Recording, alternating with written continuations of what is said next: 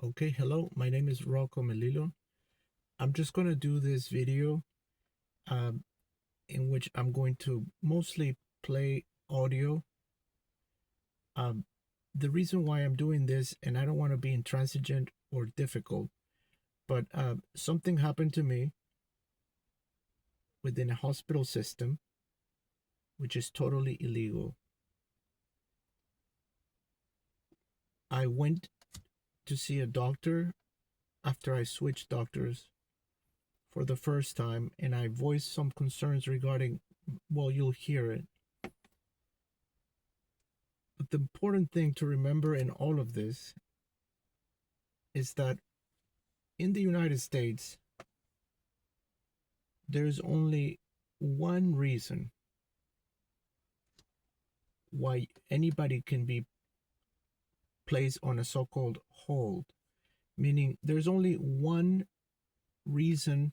There's only one reason why a person can be taken, whose freedom can be deprived temporarily, and it is because if that person threatens to hurt himself or herself or another person.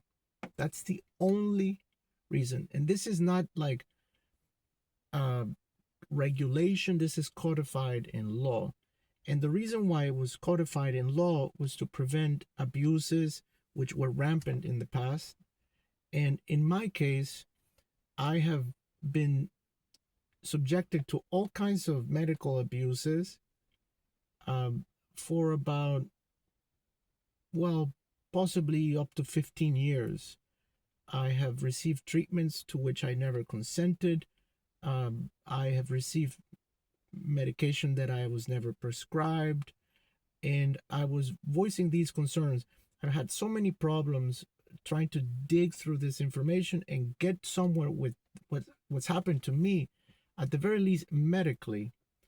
The background of this is that this is not in a vacuum. This doesn't what happened to me doesn't exist in some type of it's not an isolated event. It was a reprisal. Um, Once I mentioned that I needed this doctor's colleague to testify in a court case. The moment I mentioned this, then I was held, I was put on a hold, so-called hold, meaning I was deprived of my freedom for uh, purportedly, supposedly it was for anxiety in quotes. Uh, and as you'll hear, I was very calm throughout. But the issues that I was describing, and I have waited to not do this. Like God knows that I don't want to do this. I have tried about 3 or 4 times to start a grievance process with the hospital to get this doctor to retract what happened to me, apologize, and to fix what's been done, which it's very serious because something's on my record. I went to see a doctor. I explained some things. I've been at the receiving end of so medical abuses for so long, and I've been digging through my stuff, and it's been a very difficult process. And so I was prepared for the possibility that this could go wrong. And so I recorded the entire thing. And not only am I right, the what happened to me is not like wrong or unethical. It is all of that, but it's also illegal. The people involved in doing what was done to me did something illegal, committed a crime, because everybody involved knows that the only reason why a person in the United States can be deprived of his or her freedom in a medical context if if the person threatens to hurt another person or themselves, something that I did not do and have never done. Okay? And so what happened is a crime. It's not just like unethical, it is criminal activity. Those who are associated with what happened to me committed a serious crime. Okay? I was deprived of my freedom in retaliation for what I was saying. The basis of what I was saying is that I've dug through some of it and I've uncovered horrific abuses, medical abuses to my person. Okay? The person was prepared for that. The person was informed for it. And when I mentioned this as a retaliation, the person said to me, I see that you're very anxious and therefore I think that you should be seen for anxiety. And I said, I'm perfectly fine. But even if I had been overly anxious or belligerent, which I wasn't, uh, that is not a legal reason to put somebody on a hold. And so I was taken to the ER against my will. I was calm, but I was not very happy. I was upset. I was taken to the ER and I was there. And if supposedly I was to be seen for anxiety, I was there for about 5 or 6 hours before anybody came to me with any medication for anxiety or to see me about this anxiety. They just left me in a room alone. Then I knew very, very well that what was happening to me is illegal, and I asked to see the paperwork. I asked to see the paperwork, and in the paperwork first it said that I was severely disabled and unable to take care of myself, which is absolutely not true. So the doctor switched the reason that he had given me. He said that he wanted me to be seen for anxiety, but when I asked to see the paperwork said that I was severely disabled, which I'm not, because I drove myself to my appointment, and as you'll hear, I talked right through it. But I was mentioning the medical abuses that I've received at the hands of this hospital system and at the hands of some members of my family, with others here who are associated in law enforcement, and some stuff that gets very complicated very quickly. At the root of it all is that the basics of this is why I was offered asylum. Well, I was I've been offered asylum in a few places. I've been had death threats. What happened to me and others is absolutely wrong, egregious, illegal, and horrific. At the medical end, it is totally illegal what happened to me. I was put in a place for 5 or 6 days. I can't remember. It was horrifically traumatic. I was with people who were not well, and I just had to take it. And just when I left, I was extremely stunned because I really didn't know what to do. I asked to see the paperwork throughout the process, and this doctor realized that he had made a mistake. And so they started to produce new paperwork to cover up what they have done. So first they said that I was severely disabled and unable to care for myself, which was ridiculous because I drove myself to an appointment. I was there, I was talking to everybody, and I was not in a coma.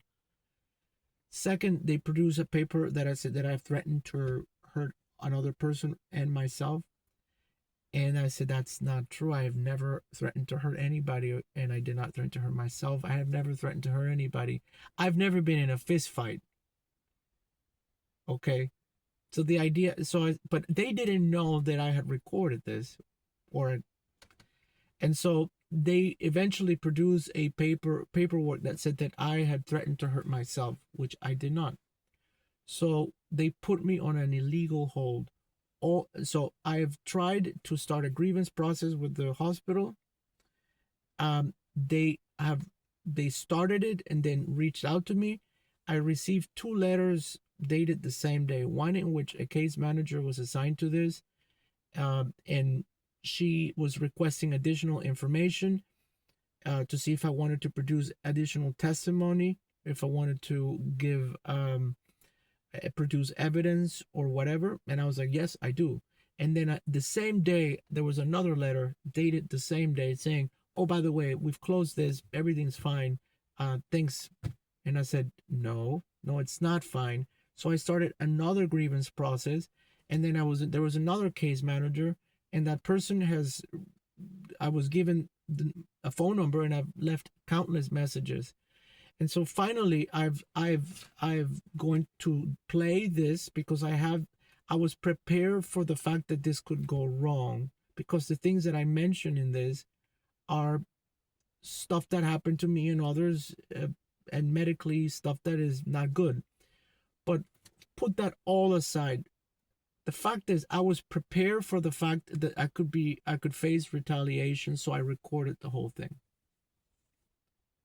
And so I'm recording this so that I can send it as a link for the people, for the case managers. I'm going to start a new grievance, a new case, and then I'll submit this, and the entirety of the appointment will be played, and you will see that the details will be confusing to people who have no idea what I'm talking about.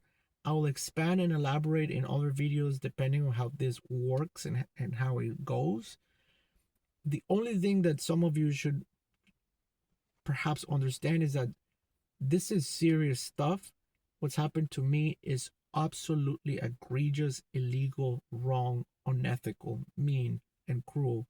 And what's happened to other people around me peripherally, who were hurt in order to do some serious harm to me, and then the cover up, what they've done to patch up what this total disaster that they've created, has rippled into a very serious incident that involves a lot of very highly important people in private life and some people in positions of authority within certain law enforcement agencies, and the people in positions of authority here in Panama and France, blah, blah, blah. This is highly complicated.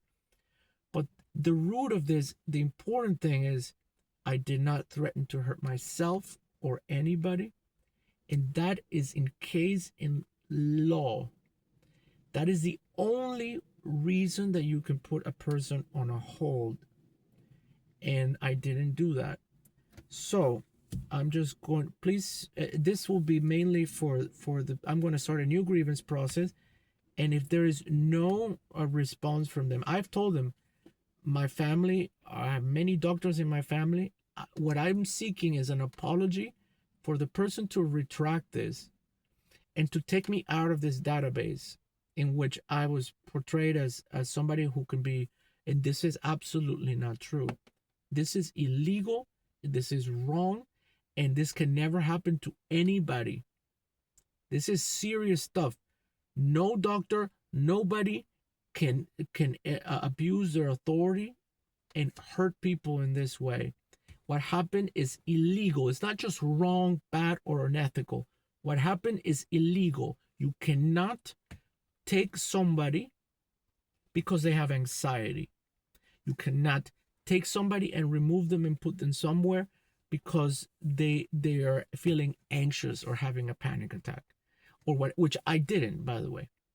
So the only legal way to put somebody on a hold is if that person has expressed a desire to immediately harm himself or herself, or is in immediate danger or harming another person. And that didn't happen. So I'm just going to sit here and I'm just going to get this going.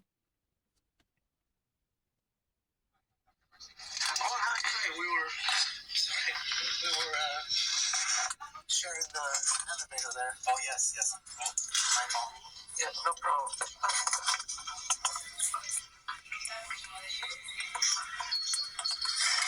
Well, I've been put in sort of a nurse attire and doctor attire.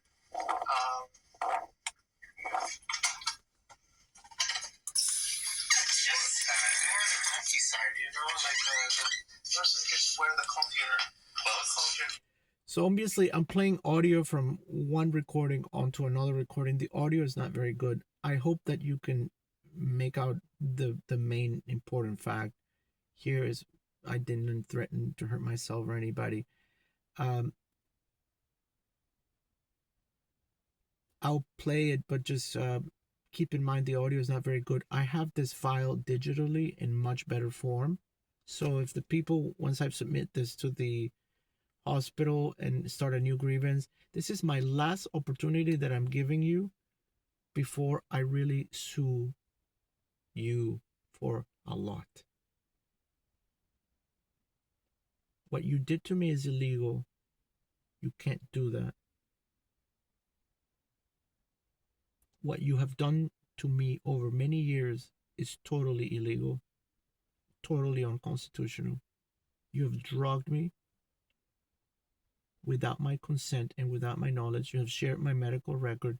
There's a lot of wrongdoing, and this is why this person retaliated against me and broke the law, committed a crime, and did this to me.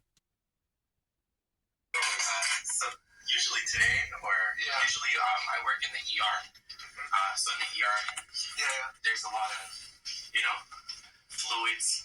So you want to wear protective clothing and stuff like that. Yeah, very good. Parisian, right? Correct. You mind confirming your full name and date of birth? It's Rocco Melillo. Can I take Rocco? Is that fine? Absolutely. Okay, very good. And your first name is Arce. Correct. Before we start, Rocco, I'm going to quickly go through your meds. You tell me if there's any specific changes. You're taking a testosterone injection every 2 weeks? Yes. Okay. Bactrim. I believe you must be done with the course of Bactrim? Yeah, that was, I've had a sort of some ingrown hairs and I took that, but that's there, I guess, just in case I had another situation, or if it didn't heal or whatever. I don't know why it's still there. Anyway. Okay. Revatio, as needed prior to sexual activity. Well, that's not in my list of medications, but I do need that. As it's the side effects of things have made it so that I'm taking that. And but it didn't show on my list of medications. Does it show on yours? Yeah, it's the same list. So it most likely will show on your list as well. But if you don't see a refill available for that, then you would have to contact Dr. Sanchez. No, but can I tell you something? Yeah. Originally, that was prescribed by my not the previous psychiatrist, the one before, because it was a side effect of all the other shit. All the other stuff that I have been taking. And so that was prescribed by psychiatry. I don't know why it ended up in my primary physician. I'm having great difficulty with communication with my primary care physician. I've had him for many years, but he's just decided not to communicate through email, and it's bizarre. And I started my dad's a doctor, so just so you know, I'm not anti-doctor. I'm very much pro-doctor. So I take the ethics and this stuff very seriously. And so I started a grievance process because he just simply will not communicate anymore through email. So I would like, if possible, if you could take charge of that, because it doesn't show on my list of medications on my side, and I have been unable to refill it, and I've communicated to him regarding this, and he's just simply not returning communications anymore. So I started a grievance process, and they closed it, and I started another one. Because, anyway, it's been very difficult. I'm having issues with Kaiser, and I'll talk to you about that. So if you can please take over that medication and add it yourself. We'll talk about that, right? But let me quickly go through the other medications, and we'll talk about, I guess, the next steps, okay? So let me quickly confirm the following. Just real quick, and then nicotine gum. I'm not, it's been there, just it was left there, but I'm not using any nicotine of any kind. I used it because I was briefly started sort of smoking, which was ridiculous, and then I stopped. And I see that you were also given Roboxin as needed for muscle spasms.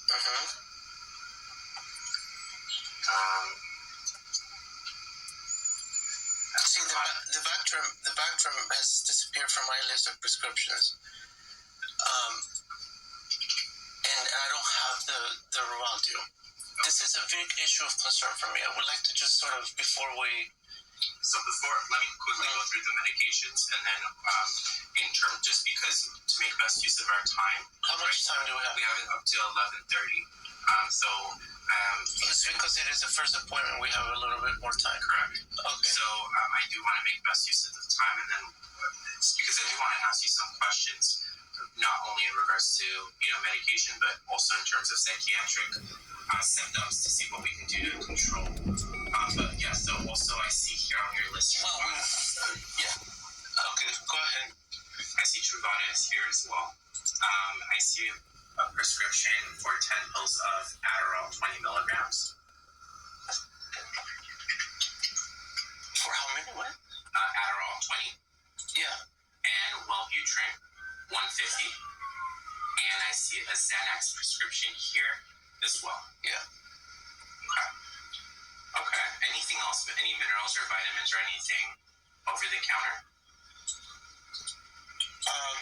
Just like I take a multivitamin or something sometimes, but I'm not really taking any supplement right now. I'm not even taking vitamins right now, which I usually do. There's no serotonin-based medication there that I can see.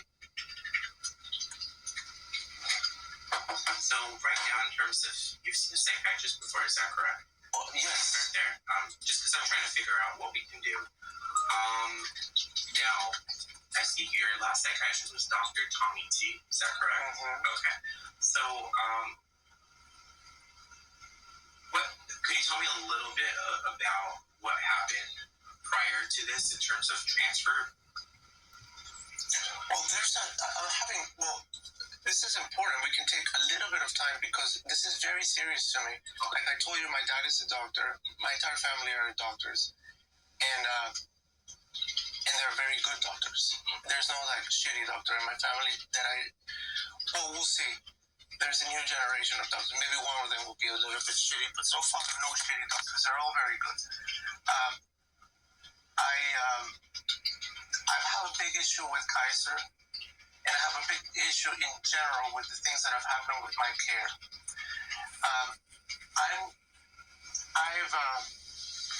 This is very important to me.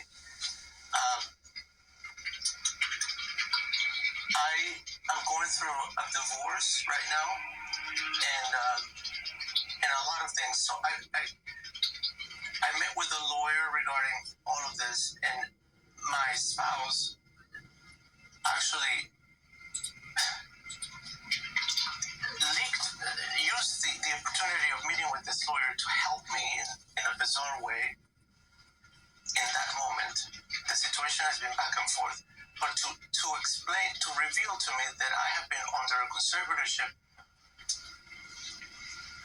apparently all my life, done by my mother.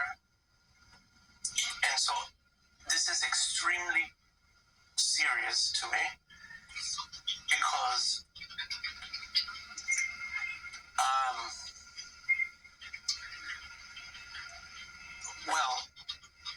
the thing is, the previous doctor before Dr.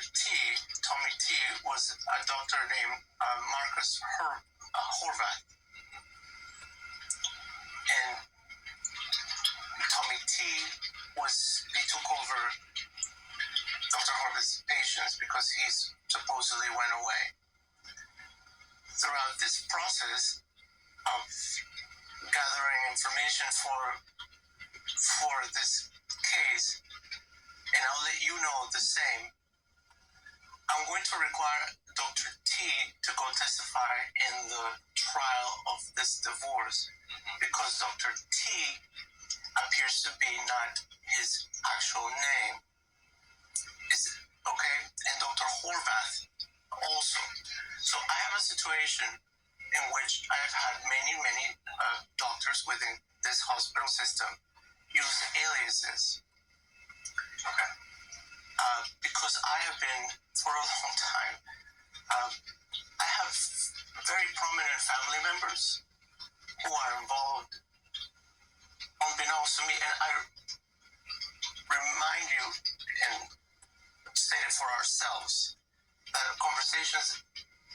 medical conversations are protected by privacy, just like, let's say, attorney-client privilege. So, but I've been recorded in medical settings, and I've had people in law enforcement use me to build cases related to some people. This has become very complicated. Okay.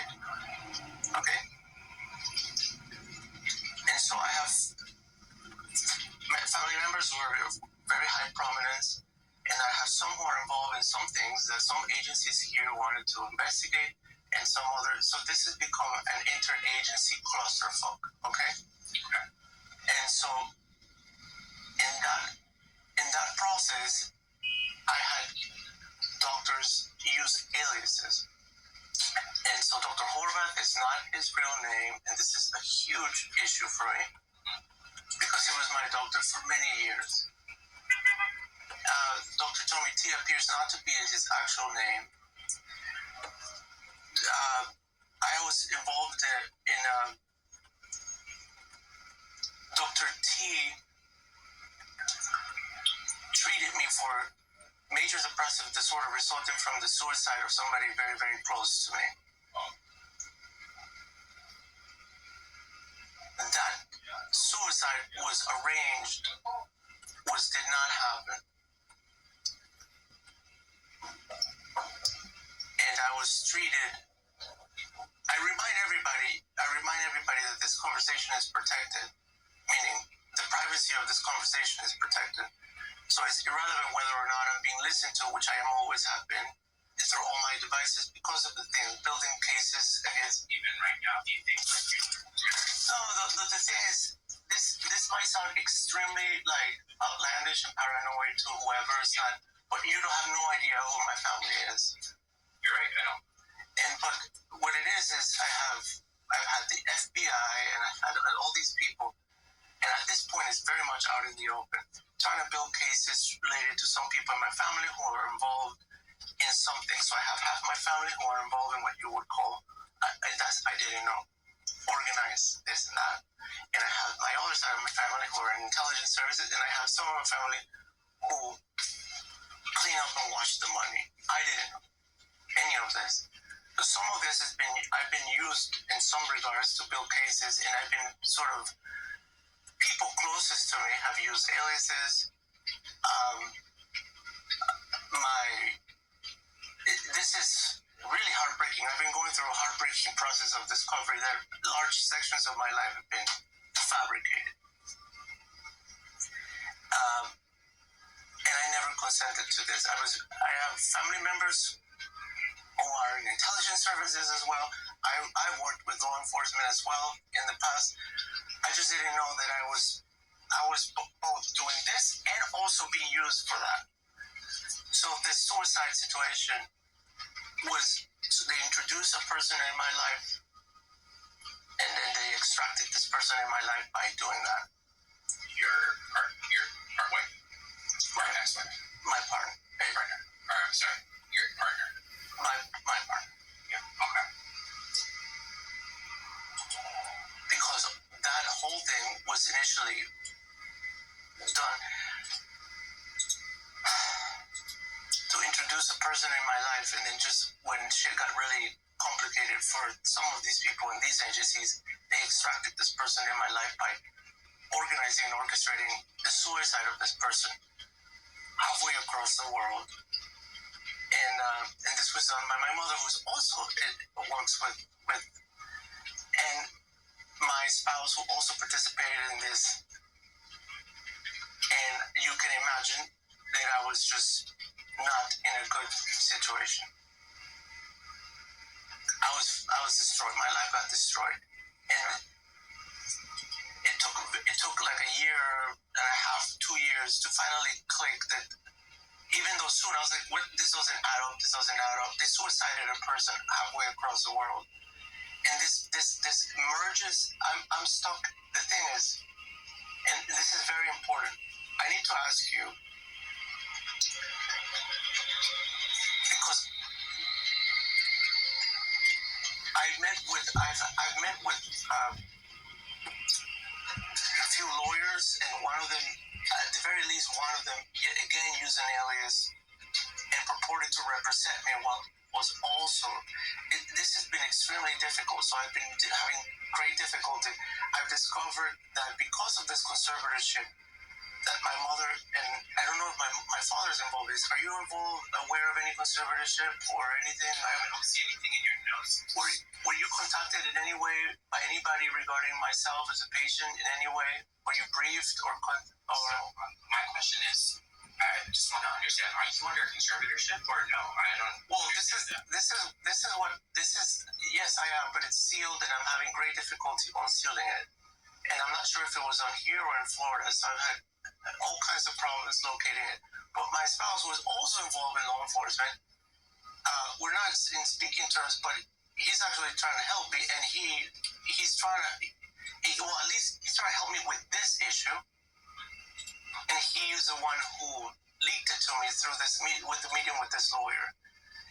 This conservatorship has been used to manage all affairs of my life for a very long time. And there are a couple of judges involved in this. One who goes by the name of Bill or Phil or whatever. This person has approved he should be disbarred and debenched. I mean, this person. There are, as you know, I'm not in a coma right now. We're speaking. This is extremely important to me because either you have been contacted already about me as a patient or as me as a person, or you will be the second that we finish this appointment. It's just how it is. That's how it's been. So there are 0 cases of a conservatorship that is not, at the very least, disclosed to the person that's under one. Meaning I'm not in a coma. So if I'm under one, I should know it. 2, it's been in place for a very long time.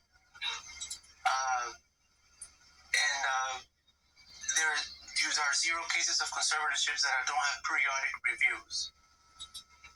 And I've never had access to that. There are 0 cases of a conservatorship in which you're medicated with things without your knowledge and consent, where at the very least it's not disclosed to you what you're being told that you have to take for whatever reason. So together with other people, I have many friends who are in my life who turned out to have aliases, and they were building cases towards stuff.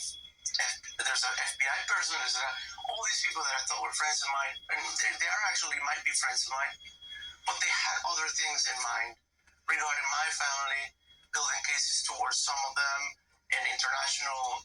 It's just this highly complicated money laundering, bribery, racketeering, and this is very complicated. But one of them was the one who leaked to me, my friend Rihanna, that I had received and given lithium for a very long time, which is known as a dopamine agonist, and other things. But she told me about lithium. I have never been prescribed lithium, and I have never been diagnosed with any condition that would warrant giving me lithium. So I have what I want you to know is that I'm coming from a place. I'm a patient, as you see me right here in front of you. I have about 12 to 15 years of my life that were just deleted, basically taken away from me, because I was so out of it, and I couldn't understand why am I so out of it. What the hell is going on with me? Everything just started to dim. I didn't have any energy. I I just couldn't focus. I could no longer read a book. I couldn't write. I couldn't do anything. Everything went down. I thought, I'm just depressed. And I'm just depressed. And so I went with Dr. Horvath, that's not his real name. And this is a huge issue for me because there are 2 aspects of life where aliases and undercover and shit like that do not enter, and that is the legal field. A courtroom, a lawyer who represents you cannot offer you an alias or a fake name, and a doctor treating you cannot give you an alias, because if I need to go to court for malpractice or whatever, I need to be able to know who the hell I'm suing. So aliases are simply, what has happened with me, it just simply has no precedent. And this is going way out of hand.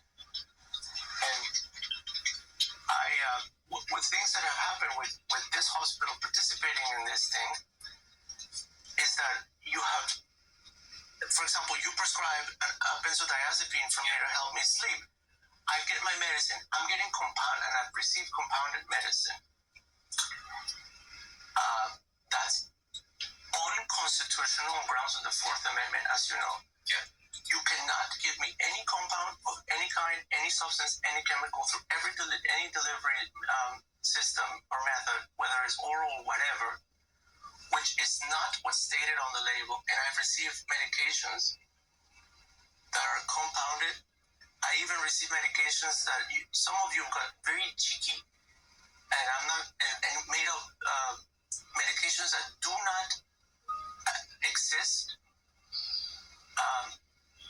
And that's also unconstitutional. That's on grounds of the Fourth Amendment. You can't just come up with the name of a prescription that doesn't exist for the general public. And this happened to me before. Yeah.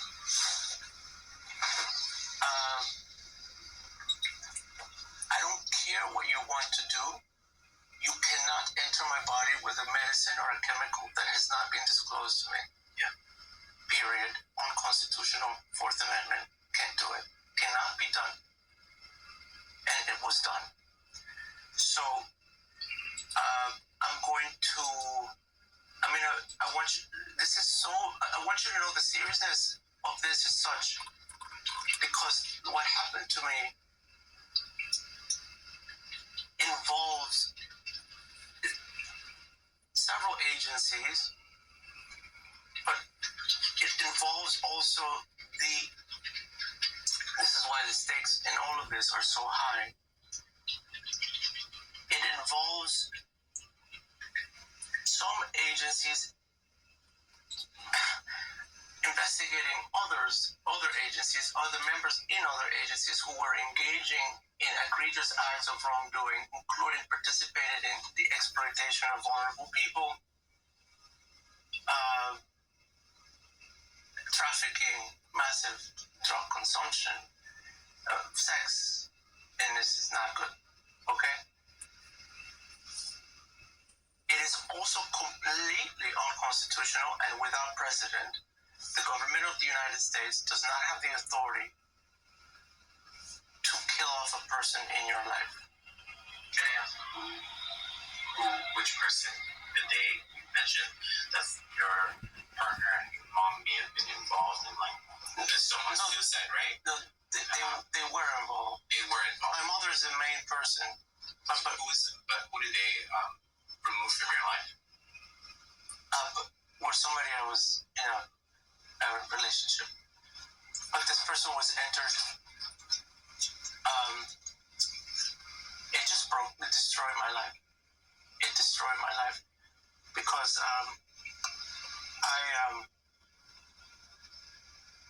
it just shattered my life. It just destroyed it. It just broke me. It just destroyed me.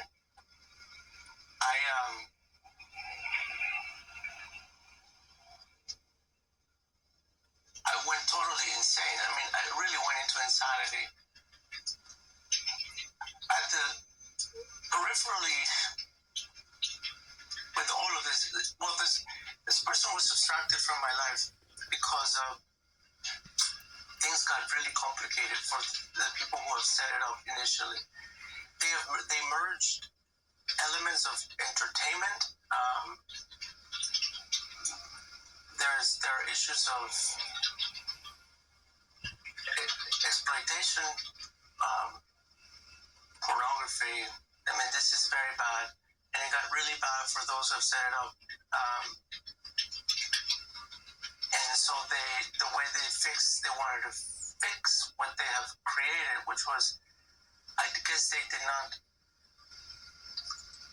expect that the person who they've introduced in my life and I would become genuinely close. That was not part of the plan. Part of the plan was to, and so this is very, very different, very serious, because it is also totally unconstitutional and without precedent for the government of the United States, for whatever reason whatsoever. There is no reason that would be valid or legal or lawful for the government to just grab a person in your life and say, we've introduced this person in your life with an alias or whatever, because we want you through. We want you to investigate their world because they're involved in this and that, okay? Oh shit, you've become actually close. That's not part of the plan. Okay, now this shit got bad. Now end it, close it.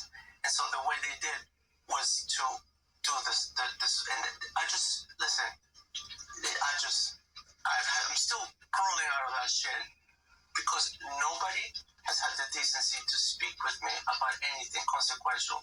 There are reasons why, and this is part of another highly complicated situation and the work that I have done with law enforcement. I have served this country, my friend, and I've been treated very, very badly, and others were terribly hurt. I'm at the confluence of my own personal situation plus the situation with my unusual family dynamics, which is at the center of a lot of my life is that in addition to everything that I've told you, the issue of my biological paternity has been a very important issue in my life, has been in question for a very, very, very long time, and I didn't know this at all. And it has still not been explained to me. And it's so difficult that this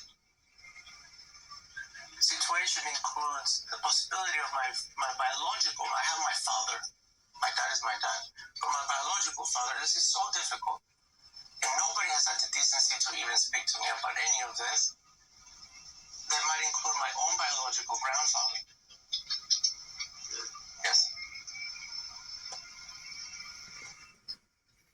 And another person of very high prominence, very, very high prominence, for which, and so this has been very tough to manage this process of discovery. Now, because of the issue of this the paternity, it appears that my biological grandfather was involved in some businesses throughout some difficult stuff. But this is, again, I have sort of medium-high degree of certainty on this stuff, but it's not absolute. So I might say something but a body was exhumed. There's been DNA things happening in the background, but nobody includes me in any of this process. There was apparently an issue of somebody possibly dying. I want you to know that this is so horrible. It is possible that the person who was the suicide of the person that was arranged, who care about me genuinely, as I mean, watch me descend into madness in total. And it is possible, but I'm not sure, that somebody might have actually died as a result of sort of the pain and the difficulty of watching me go through that. So this got very complicated because somebody, I think, somebody might have, I think this is very complicated. Of an overdose or something, I'm not clear.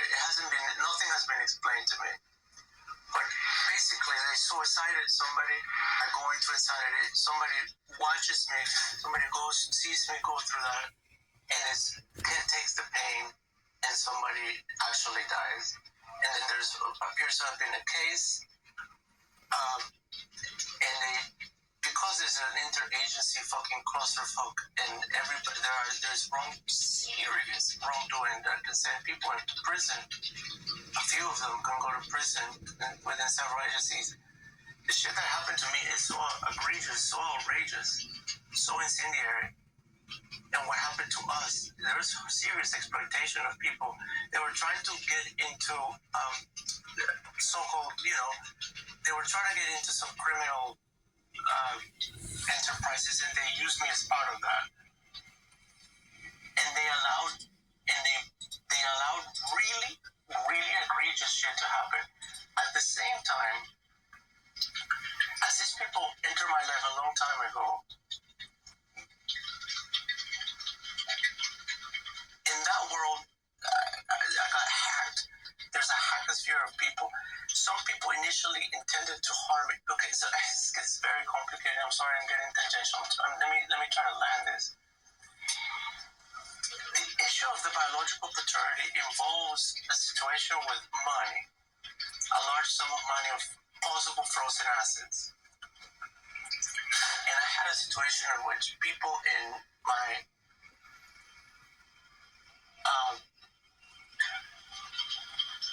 family basically destroying themselves for this money, large sum of money, possible frozen assets.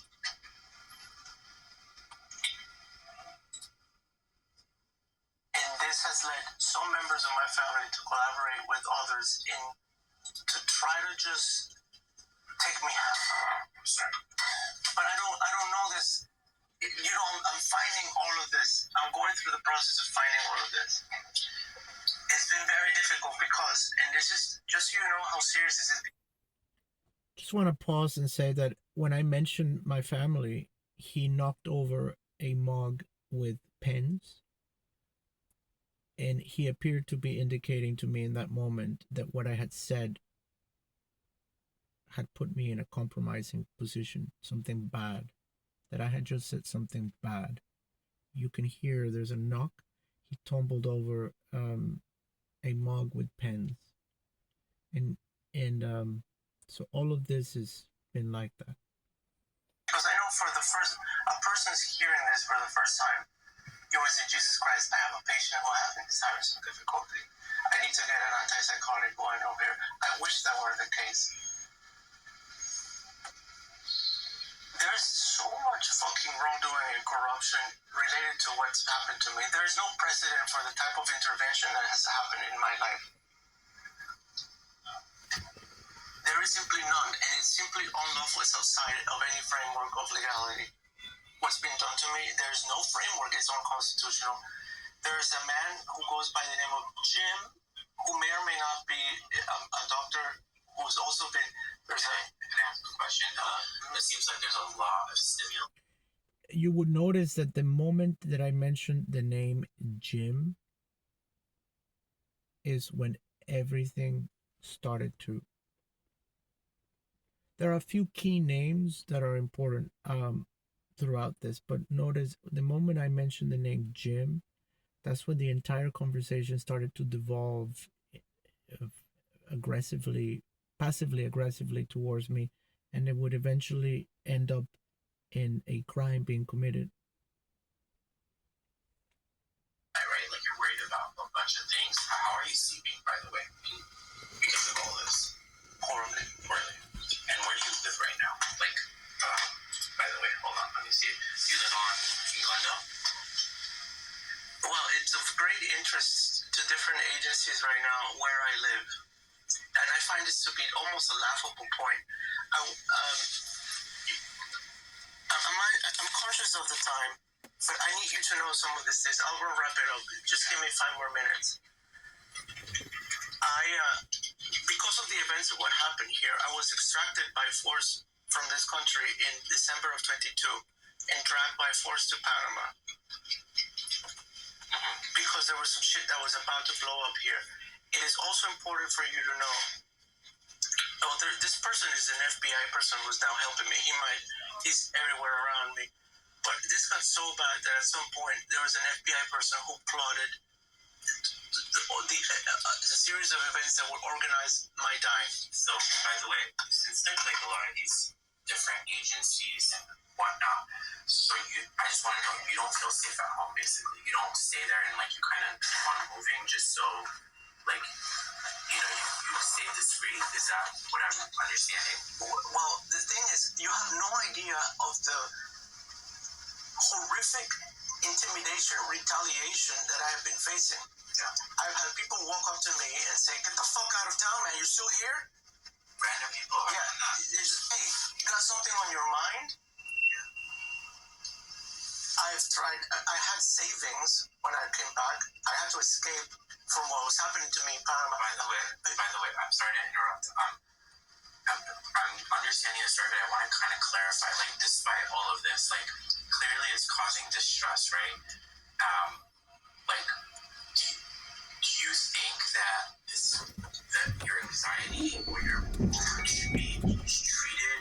And more importantly, what do you think like a psychiatrist could help with, right? Yeah, I mean, like this is because I think it's reasonable for you to be paranoid, right? Like, but that doesn't mean like, oh my god, you're completely like this or that, right? It's like a reasonable stressor and like reasonable stimuli that's contributing to these symptoms. Do you think you have any, like, what do you think would be helpful for you? I guess from a treatment standpoint. So a lot of, I understand what you're talking about from like a legal standpoint and kind of coordinating that. But what do you think would be helpful for you from a medication standpoint? Yeah, thank you. I want to get to that, but I just want to, because I've had such bad care, because I've had horrible care, and I've had doctors use aliases and give me compounded medicine through a conservatorship that's never been disclosed to me, which is unconstitutional. But the conservatorship, by the way, is in Florida. I don't know if it's here. Because it's not in our system. So if it's not in our system, that means it's not California. But it's still unconstitutional and illegal what's happened to me because it's been used to give me compounded medicine and give me treatments and things here that do not exist. I know this sounds strange, but like, how do you, like, from an emotional perspective, do you feel a sense of emotional safety, like being at home, or? But I mean, I'm sorry to interrupt you, but I'm in California. Yeah. What would a judge or anybody conservatorship in Florida be used to?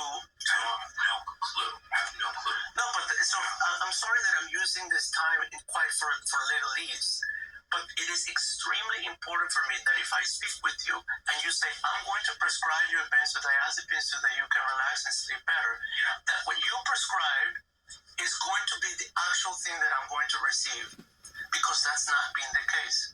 And I'm getting this Tommy T guy in court through my divorce trial to testify on the shit that they did. He fucking treated me for a divorce. Listen, I broke down and I had a year and a half of therapy with this hospital system, melting down in a million pieces in therapy while everybody watched. Sorry. And the person treating me knew that the suicide had not occurred. And I'm melting fucking down, and nobody had the decency, because it is not just unconstitutional, but it's against your code of ethics to say, I'm sorry, I can't treat this patient. This guy's melting down. He's fucking, and he's just completely, I can't do this. Sorry guys, I can't do therapy to a person about something that I know hasn't happened, and it's totally illegal and unconstitutional. This happened within this hospital system, and I need for you, this is why this is so important. I'm sorry I'm using it for such legal stuff, that if we have a medical relationship, that you prescribe something and that whatever you prescribe will be exactly what that. By the way, did Tommy T give you something to like a benzodiazepine that wasn't a benzodiazepine? I receive all kinds of compounded medicine. And can I ask, by the way, some of the questions I'm going to ask may have nothing to do with you. So it seems like you've had a psychiatrist, like therapy. Have you ever been in a psychiatric hospital? Well, this is very highly complicated. I worked also for the Panamanian government, and in this case spans horrible corruption and wrongdoing from officials in Panama as well. And so I worked for the government. I'm sorry to interrupt, just because I want to kind of understand a couple of things. Did they hospitalize you against your will there? Well, let me explain this. I was a senior advisor to the foreign minister of Panama, and I wrote speeches and things for the president of Panama, and I prepared all the briefing books for all U.S. Panama relations and meetings. But I knew what they had done. They've sloshed an enormous amount of money around. There's horrific corruption of what they've done to cover up what Panama did, what some people did here. This spans of, this is bad. It's like international, like, it's like It's like money laundering, it's tax evasion, it's human trafficking, it's drug trafficking. And I knew what some people had done, including some members of my family and some people in the Panamanian government. I wrote down in my piece of paper, I put it on my desk. I said the number one rule of Panamanian corruption is, I left it on my desk and I said, as I went through the process of discovery and I told my own mother, I said, one second. One moment, please. Okay, thank you. So you would notice that at this point, when I was speaking about corruption and what had happened to me in Panama, the reality is that I threatened to disclose corruption and the things that have happened, and I was forcibly removed from my home in Panama and for threatening to disclose corruption, and that's why I had to flee. And it's been very, very painful and very difficult because I was taken from here by force because something was going to blow up here and it was bad. Then I was taken over there. Then I try to make best use of my time and become useful and get distracted and somehow keep my mind occupied. At the same time that I discover a lot of bad stuff, I threatened to disclose it, and so my own mother had me forcibly removed, along with others, and this is the truth. My mother repeatedly threatened me with violence, and she told me that if I didn't comply, that she would have me again removed because she knows this person or that person, and she can pay off that person or that person and have me removed for bogus reasons that don't exist. The conservatorship is illegal. The conservatorship is unconstitutional in Panama, in the United States, anywhere. I am not unable to take care of my affairs. I have never given anybody the authority to represent me in any proceeding or anything whatsoever. I am not incapacitated. I have never had psychosis. I have never had mania. I have never had anything, any condition that would merit or warrant prescribing anything for that, because I've never had any of that. I've only had depression. I've had episodes of anxiety and insomnia. That's what basically, but a lot of my difficulties throughout the years are because I was given lithium. And Rihanna, my friend Rihanna Jensen, told me about this. She knows about this and she could verify. There are enough people who know that I've received medication that's never been prescribed to me. The conservatorship is illegal, it's unconstitutional. All things that have been done related to my person, handle of my affairs, or anything is illegal, is fraud. And once I started to talk about that, you heard a knock on the door, and this is what happened. The time is almost up. That's fine. No, but I'm on concern. I'm being listened to all the time. I gotta ask you, do you think? No, I didn't mean it like I'm hearing, or people are listening, or I'm imagining people. The thing is, my devices have been intervened for a very long time. Part of it is my collaboration with some people in law enforcement, and part of it is investigations into other people in my family. So what I was referring to that. My devices have been intervened for a very long time, and I've had some people who have hacked me, but I wasn't referring to like I'm hearing voices or they're imaginary people who can. That's not at all the case. Devices and stuff. The problem is, my friend, if you're not in intelligence services and you don't understand the capability, everything that I'm sounding sounds preposterous.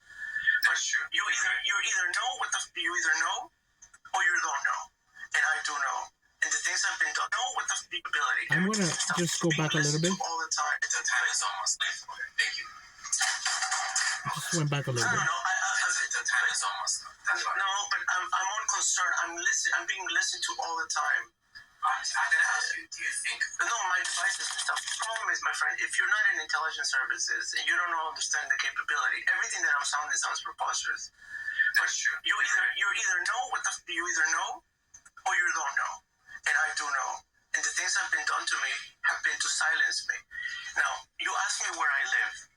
I have been unable By the way, let me ask my nurse that I may be late for my next appointment, just so you finish your thought. And by the way, where in terms of I'm being kicked out. I'm being driven. Some people are trying to drive me out of the city because if this shit goes to trial, it just like heads start rolling, and there are people who go to prison. So people need me out of this town. okay. And I'm not going anywhere. And so I'm facing real intimidation. And in terms of Dr. T, like, have you communicated this with him? Are you gonna like address this with him? Well, I said the last You're meeting. gonna send a message to him. No, but the last message that I had with the last meeting I had with him, I said, you know, I've now, because of this process of discovery, I said, this is very likely not. I mean, I need to know. I want you to know that in my divorce case, because my spouse is So involved. are you gonna contact him to testify on your behalf, or are you like don't think he should because you don't trust him? He wasn't like he gave you the wrong medications and stuff. No.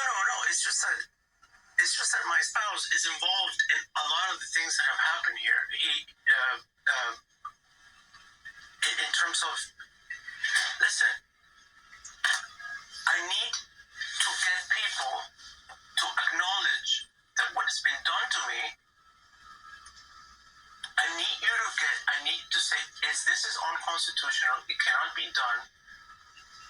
We treated a patient for a condition that we provoked, which is unprecedented and unconstitutional. So in terms of right now, Well, this is why if you're in a trial dissolution of a marriage, this is very much pertinent to why a marriage would be dissolved if your spouse organizes with your mom the suicide of a person that you're involved in. to be in with you. I feel like there's a lot of stimuli right now for you, right? And you're thinking about all of these different intricate things like that may be contributing to why you don't feel a sense of safety, not only in your environment but emotionally as well. And it seems like it's affected your view and trust of doctors. And you have a different view of things because you said your dad was a doctor, so you're like familiar with how to approach the system. And it seems like that's the first thing you said, right? You expressed.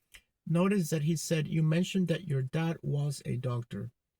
It's not the first time that I've had people around me use the past tense related to my father for whatever reason. It's confusing. I had another doctor who approached me and said, oh, you said your father was a psychiatrist in Italy.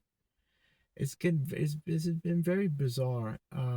And he used the past tense, and it's been crazy. All of this stuff, you can feel the tension building there. But again, the main thing is I never threatened to hurt myself or anybody. And so a crime was committed towards me. What happened to me is a crime. It's illegal. You cannot hold somebody. I didn't threaten to hurt myself or anybody. I was explaining very complicated legal stuff that I'm still sorting through. The conservatorship and all other related matters are a huge concern to me. And well, did you see? You're disappointed in the system and whatnot. I do think, though, there needs to be some sort of treatment to kind of help with your irritability and anxiety. But the thing, Well, I am struggling. It's a lot. And I want to ask you this: like, would you want to go to the ER for emergency medication, or no? What do you? For your anxiety and distress. So important. He asked me, would you like to go to the ER for a medication for anxiety? He asked me, and I said no.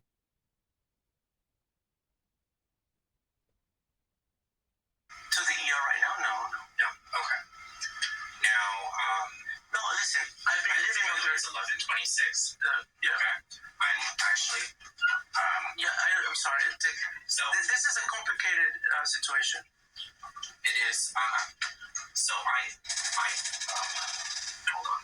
Again, this conversation is completely protected by privacy It rules. is. So again, my recommendation is based off what you're telling me and based off what I see.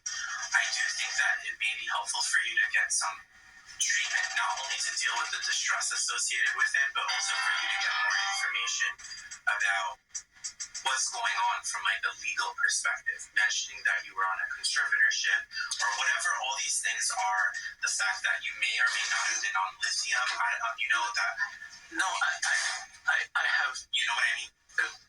I'm sorry, this is more. So my recommendation is right now is I think you do need to go to the ER. You know. I've actually asked our team to help you out with that. You mind helping out with this? How you doing, sir? Hi, sir. I'm Officer Dave Moran. How you doing today? I'm Ross Sims, one of the managers. So he says, my recommendation is that you go to be seen for anxiety. But that is not, first of all, I'm not belligerent. I'm not getting up. That is not a reason for a hold. That's the key part. Whether or not you think as a doctor that I was being unpleasant, tangential, confusing, or that what I was saying was a lot too much, too cramped into 1 hour. Basically, what I really wanted from this person was, can you be my doctor, like my doctor? Can we have a patient-doctor relationship that is just you and I private? Because it didn't go that way before. I've only had 2 doctors in the last 16 or 17 years. So I only had 2 doctors for a very long time. And I acknowledged that I was trying to jam a lot of information, but at no point was I threatening to myself or to anybody. I never threatened anybody or myself with any violence or any harm. Here. We just came to make sure everything's okay. Is everything okay so far? Yes, everything's all right. I mean, I'm having a conversation with my doctor. Okay. We don't want to alter that. We're going to allow that to happen. Do you have any weapons or anything on you? No. So this is, you see, I did not threaten him or anybody with violence. And yet you see that they brought a security person. They're asking me if I have weapons on me. All of what is happening at this point is retaliation. All of what's happening right now is retaliation. It is violence towards me. And this is illegal. Simple. This is illegal. I didn't threaten him, myself, or anybody with any violence. I'm talking about legal stuff and, divorce and the suicide of somebody. Yeah, there's stressors. Anybody would be a lot of under stress or would have anxiety discussing these things. Did I threaten him or anybody or myself? No. So this action is already illegal. This is a crime. What you're witnessing here is a crime. It's an illegal act. No. No knives, no guns, No. nothing like that. Okay. No, may I ask, we were just having a conversation. And he's going to come back in. We just wanted to make sure everything was kind of in a safe place. Yes, absolutely. There were some concerns that you possibly might have had a weapon or anything like that. No. Why would I have a weapon? I don't know. And once again, we just want to clear it so we can go back and you can continue with your session. So we're not trying to get in the way of your session. So I heard when you I don't have a weapon, sir. Okay. You mind if we check everything? I don't mind at all. I mean, I don't have any. Okay. All right. He's just going to give you a little bit to check. That's all. And then we can end it and go back to what we're doing. So you can stand on my body. Yeah, just come on over this way, sir. Alright, so just pat your pockets, squeeze them. You don't have anything sharp in there? They can poke or stab you. And then you do right here. Now, on the other side. Okay. Alright, you mind if I check your belongings? Can you show me? Okay. Are those your bags too? That's some. Alright. Okay. Just lift up your shirt when you have a chance. Okay. Turn around. Alright, perfect. All right. We're good, sir. This is your bag. This is your Okay, so it's not 2. Okay, so we're clear. So I just want you to let you be clear. So the doctor's going to come in. He's probably making some suggestions. As he came out, I heard him make some suggestions that you probably go get care somewhere else. So I mean, I'm under some, yeah, I have some anxiety, but I'm not in any. yeah, and we're not providers, so we're going to bring the doctor back in to deal with that. We just want to make sure everything was safe and clear, and we got that clear, so Yes. we're going out. So I apologize for the inconvenience, sir. And good luck with everything. Okay.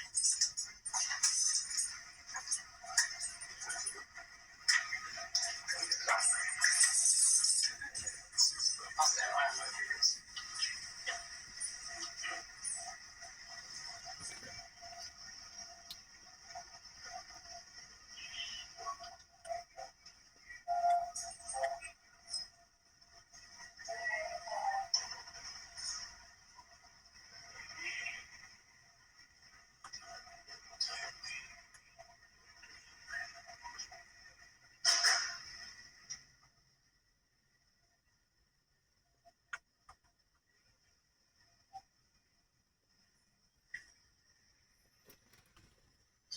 So it's important that the person first asked me, would you like to go get medication for anxiety? He asked me. I said no, and then he said my recommendation is that you do, and I said okay, that could be your recommendation, but that's not sustained by law. You cannot put me in a hole because you perceive me as being anxious. Anxiety is not a valid reason for a hold. So if you're perceiving that I have anxiety, that's not a medical hold. In fact, I was very cooperative. People came in, they asked me, and I was, you sure this and that? I'm not belligerent. It's just, period. You can't put somebody on a hold because if they haven't threatened to hurt themselves or another person, period. End of story. No discussion.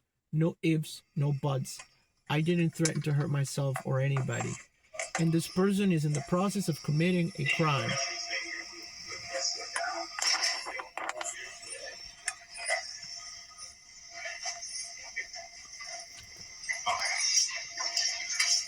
So, I am concerned, and I'm going to be very transparent with you with everything that you were talking about.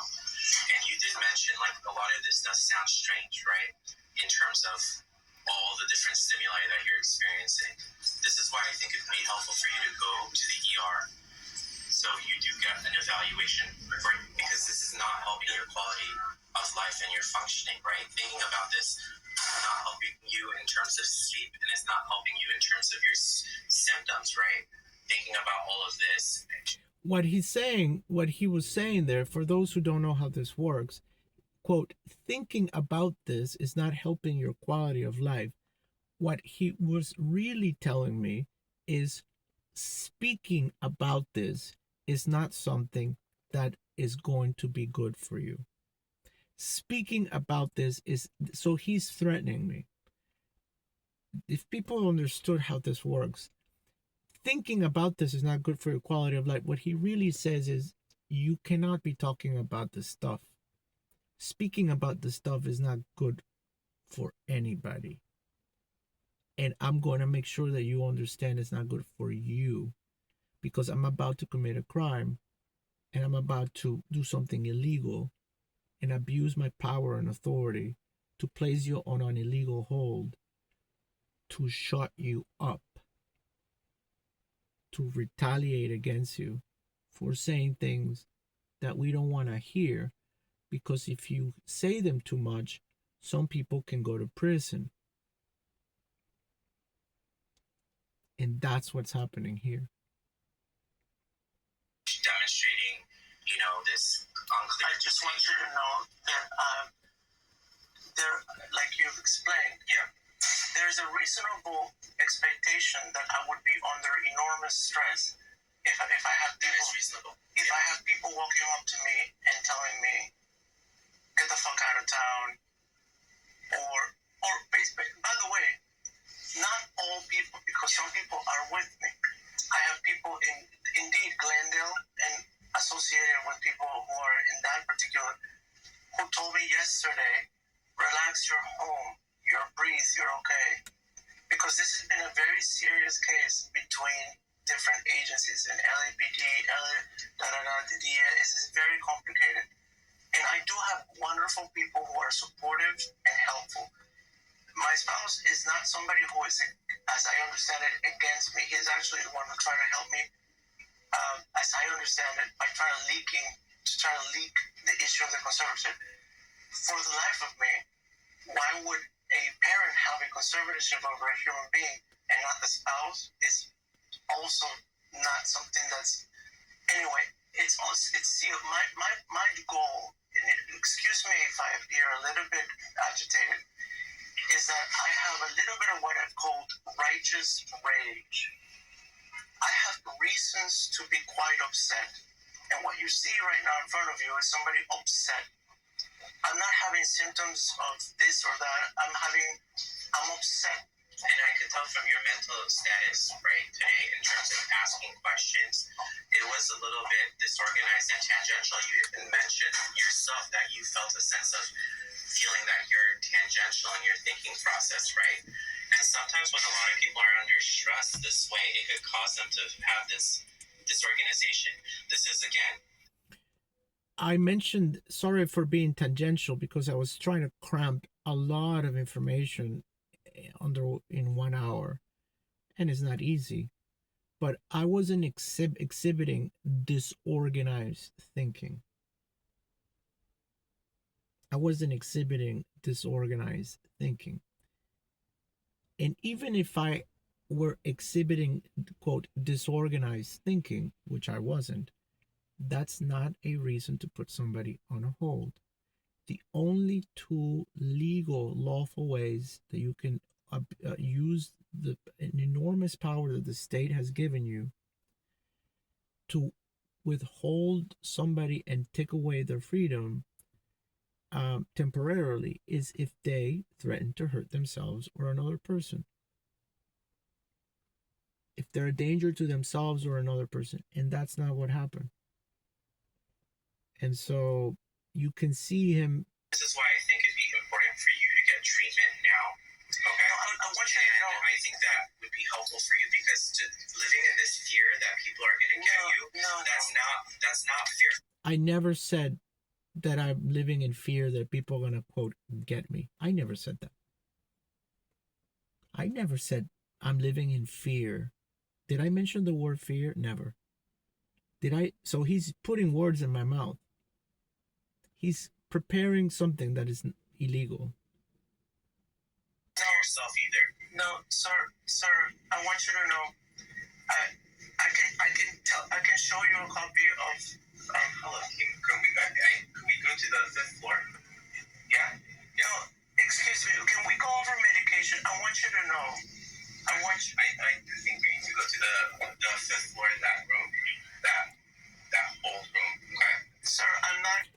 He mentioned the word hold. I need you to go to that hold room. But again, there is only one legal way to put somebody on a hold, and that's if the person has threatened himself or another person. And throughout this entire conversation, I never threatened anybody with violence or myself. So this is a crime being committed. This is not and this is why I've sent this to the hospital for review. They know what happened, and they don't want to look into it because they know they committed a crime and it's totally illegal. So they don't want to look into it because they know I'm absolutely right. This is not at all a matter of interpretation. Did I threaten another person with violence or myself? No. Therefore, no hold is met. No conditions for a hold are met. It's an illegal hold. It was a retaliation for, and he's putting words in my mouth that you're living in, quote, fear that people are going to, quote, get you. I never said such a thing. He's trying to portray a situation that's not at all what happened. I'm not suicidal, and I'm not a danger to myself or others. So you cannot do a hold because I'm not suicidal, and I'm not a danger to myself or others. So I'm not suicidal, right sir. now you are on a hold. Sir, And what happens with a hold? Being on a Sir. hold doesn't necessarily mean you're going to be hospitalized, right? Being on a hold means that we need more time for an evaluation in an emergency setting. So what happens is you will be placed on the hold. Now, once you're placed on a hold, you will go to the ER. Another psychiatrist will evaluate you in a different type of setting. And it is up to that psychiatrist if they would like to discontinue the hold, meaning you could go home, and or hospitalization. Right now, based off this visit, in terms of, right, and I'm going to use your quotes, right? You felt like you were tangential, you have righteous rage and anger, and that other people because have coordinated to hurt other people in your life. He's twisting my words. I said I have reasons to be upset. I've been medicated. I've been people organized this catastrophe in my life. But I said all of this in a very calm voice. I'm not exhibiting like an and even if I were upset, it's still not this is not a reason to put somebody on a hold. These are concerning statements, especially since I don't know the facts. This is why I think it's completely reasonable for you to go to the ER. The law does not speak about reasonable about a person exhibiting tangential thoughts. If people who were exhibiting tangential thoughts, if people with ADD, then everybody with ADD would be placed on a hold. I was cramming a lot of information into 1 hour, and some of it was tangential, for which I apologize. I said, I'm sorry, there's a lot of stuff and I'm being somewhat tangential. Also, it was emotional to tell it. But at no point was I ever a threat to anybody, or did I exhibit any suicidal threats to myself, or threaten to hurt anybody. And those are the only conditions under which a person can be put on a hold. Period. No discussion. It's in law. And that does not mean you're going to be hospitalized. Sir, that means And it's important to know that he had instructions that I were to be seen by another psychiatrist in the ER. I was never seen by another psychiatrist in the ER. I was there for like 20 hours or so, and nobody came to see me. And I was supposed to be there for anxiety, and nobody gave me any anxiety medication or came to speak to me about my anxiety symptoms. Nobody spoke to me. This is all illegal. you're going to be evaluated. that's fine. And it is up to the other. Nobody evaluated me in 20 plus hours in the ER. Nobody. You were going to be evaluated. Nobody evaluated me. So the hold is illegal, and what he said was going to happen in the ER never did. And once I realized what was happening, I started to request paperwork. Why am I in a hold? This is an illegal hold. And the first paper that I saw in the ER said that I was severely disabled. That's what he wrote in the paperwork. Yet I've driven myself to an appointment. I've just had an hour conversation with somebody. I am not and was not, quote, severely disabled. This shit is all completely illegal. The doctor go, okay, you know what? That's fine. It's completely reasonable for you to go home. But right now, we can't do this in an outpatient setting. And this is why I think we do need to go to the holding room on the 5th floor. But it's not a matter of whether he thinks that it would be better to do it in an inpatient setting. I refuse to do it in an inpatient setting. And the only reason that he can force me to go into the hospital is whether I threaten to hurt another person or myself. Simple.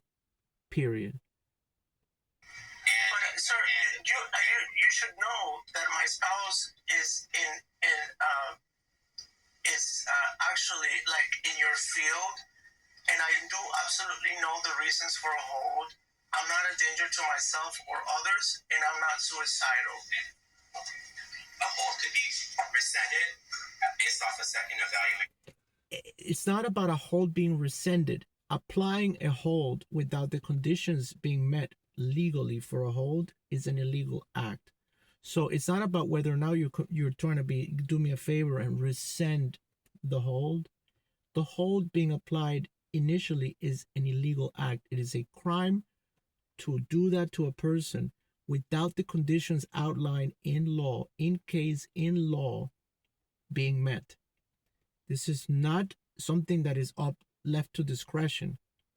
This is why, after so many years of horrible abuses, this was put in very, very specific terms.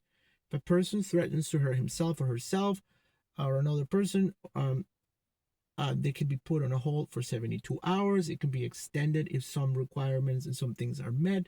All of this is outlined. In a different setting, okay? And right now, I do think that you are, because you are disorganized and anger. Sorry. Being disorganized, which I wasn't. I actually, if you listen to the entirety, it was a lot of information, which it's a lot of stuff that's been going on.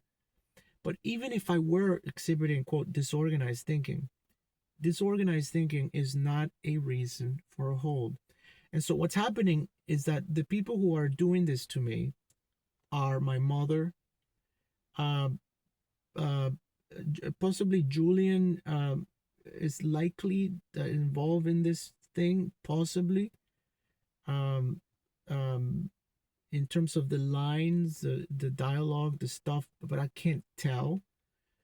You wouldn't know who he is, but it is likely that he's involved. I don't know. I shouldn't have said that. I retract that. I don't know.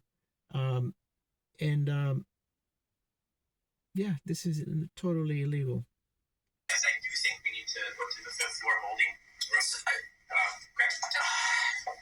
Are you okay if we go over and I could take a moment to speak with you? Would that be okay? I'm Janet Carrasco. I'm one of the managers at this facility. So this, I suspect that I hope, I know some of the people who might be involved with the use of the word manager, supervisor, who have been harassing me with that stuff. So this, if you notice, when I mentioned the word Jim, the tone changed. When I mentioned my family, he knocked over a mug with pens, indicating that I've made a mistake.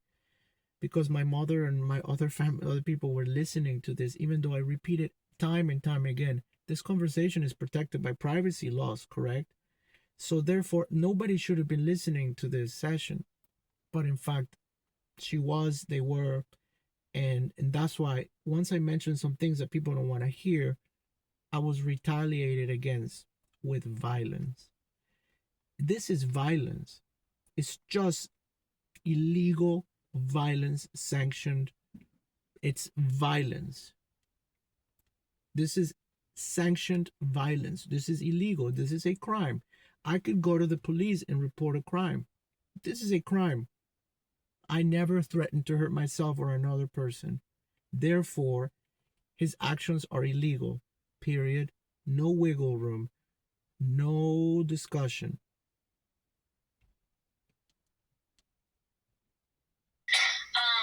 Would that be okay if we just walk on over to the fifth floor and we could talk a little bit? Would that be okay? I'm not feeling it because I'm not a danger to myself or others, and I'm not suicidal, and I'm not a danger to myself or others. Okay. And I'm speaking to you quite calmly. I was telling the doctor that I'm quite upset that I'm going through a legal process right now. And through that legal process, I have found out that some doctors here use aliases. And that's quite upsetting to me. It's quite upsetting to me also that I've received compounded medication of things that were never prescribed to me. And I have another person in my life who told me that I've received lithium when it was never prescribed to me. And this was done with the cooperation of this hospital system. Okay?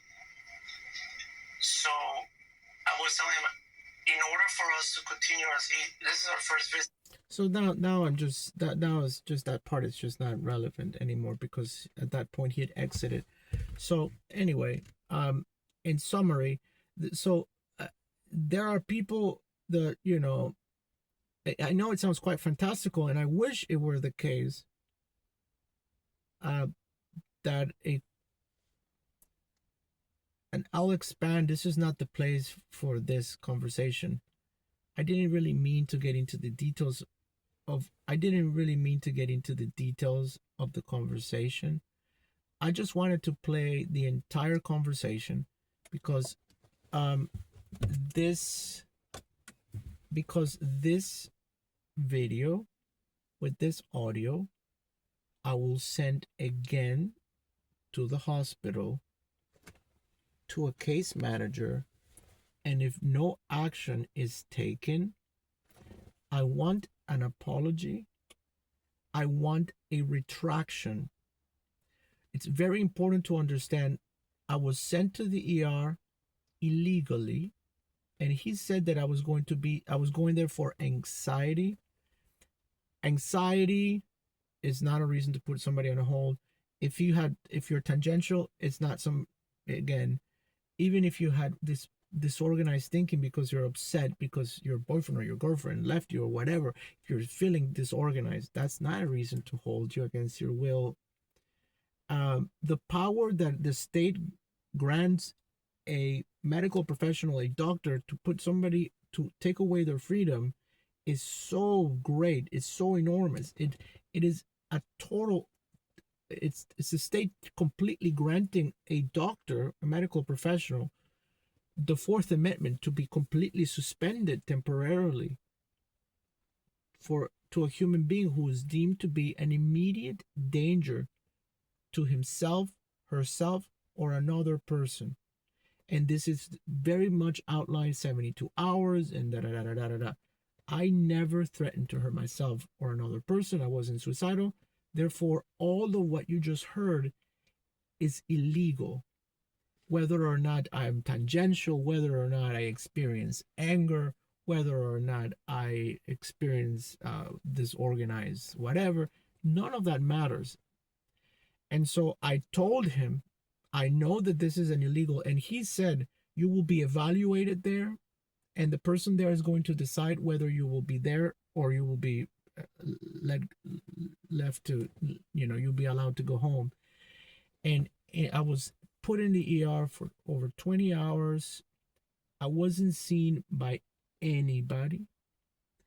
After like 5 hours, I got the feeling that this was not good. I asked to see paperwork about why I was there, and it said that I was severely disabled and unable to take care of myself, which is not true. Then at around the 7th hour mark, a nurse came by with a benzodiazepine for anxiety. So if I was supposed to be in the ER for an emergency situation for anxiety, well, then the hospital, it took them 7 hours to show up with medication. And I was never evaluated. I was just taken to another place where I was put with other people the staff were kind and all the rest, but it was a very traumatic experience to be in a place with people who are visibly unwell. And it's a very traumatic and horrible experience to be deprived of your freedom illegally for 6-7 days or whatever. It's a horrible experience, and it's illegal. No this, no that. And so it's very important that I've tried for months to get the hospital to listen to me, to hear the evidence. I've told them that I will do an independent medical review, that it's something that happens in Sacramento. But as I was reading something about that, it's something about if you do it, you might forfeit your right to sue. And I don't want to forfeit my right to sue. I've explained what I want. I want an apology from the hospital, and I want from this doctor. I want this doctor should be placed on a little leave. Should be put should be reprimanded. It's not that I was planning on buying.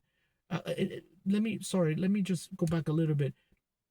The paperwork didn't work, and so when I said, "What the hell? I'm not disabled," and then later on, again, it said that they gave me paperwork that said that I had threatened to hurt myself and another person, and I said that's not true. I never did that. And then and like days later, they came to me with another paper that said that I had threatened to hurt myself, which I didn't do. So all the patching up that they did to try to cover up their illegal actions or crime are further acts of criminal activity. This is not a light matter. Nobody can do this. This shit is illegal, period. No discussion. And so I've tried. I want an apology. I want this to be retracted. And if this doesn't happen, I'm not going to let this go until some licenses drop, people can no longer practice medicine, etc. I won't let this one go. Why? Because it is the second time. The first time I threatened to disclose corruption and I was forcibly removed from my home. And now here, in the place that invented in the birthplace of democracy, the modern democracy, the birthplace of the First Amendment and the Fourth Amendment that guarantees your right to privacy and to your own self, to your temple, to yourself, to your personhood. My constitutional right was destroyed by a bunch of illegal acts in retaliation for saying the wrong thing. I mentioned several times this conversation is private. It's like akin to attorney-client privilege, correct? So therefore, you and I are the only people who can be listening in. And in fact, you hear I mentioned the word Jim or other stuff, and he knocks over a mug with pens, indicating that I made a mistake. And there are other people whose names I can mention now, but other people, who I could mention later on. I'll make some other videos and then bring context to this. But this is exclusively about the medical part, and this is exclusively about the legality or not, in this case, totally illegal, to what happened to me. And it's like the cherry on the top of the ice cream of a whole bunch of horrible medical things that have happened to me, including some people using my like electronic signature to have me consent to treatments that I never consented to. This is not good. And so I will be sending this in a new grievance for the person to be able to access it, since they haven't wanted to hear me out, to listen. I said I have evidence. No response. They know that what they did is illegal. They know that what they did is wrong. They don't want to accept it. What happened to me is illegal, period. It is really hurtful, very traumatic, very bad stuff. It doesn't matter the content of the conversation. It does matter to me. But the action was retaliatory. When I mentioned that I was going to ask his colleague to testify in a trial, when I mentioned certain things that people don't want to hear, then I was retaliated against with an act of violence, illegal. In summary,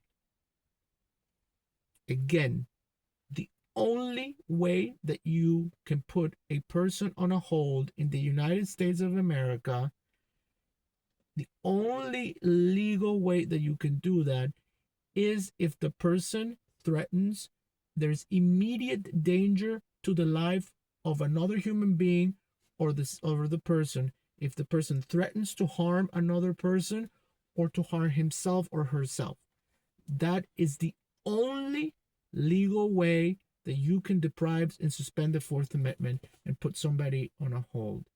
Described by law. What happened to me did not meet that requirement. He said I was going to be evaluated. I wasn't evaluated. He said it. It doesn't matter. Illegal. What happened to me is a crime. And if you don't take some action, then okay, next step. I can go to the police. I can go to LAPD and say, a crime happened in LA. I have the evidence. I'll escalate this as much as I need to. What happened to me is illegal, and everybody should be worried and concerned.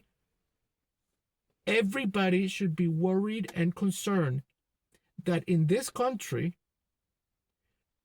random doctors following orders of other people retaliate against people and place them and commit crimes, placing them on holds which are illegal. Everybody knows the law involved in the medical field. Placing a person on a hold when the criteria are not met is a crime, is an illegal act. And I'm not going to drop this. I'm not going to let it go.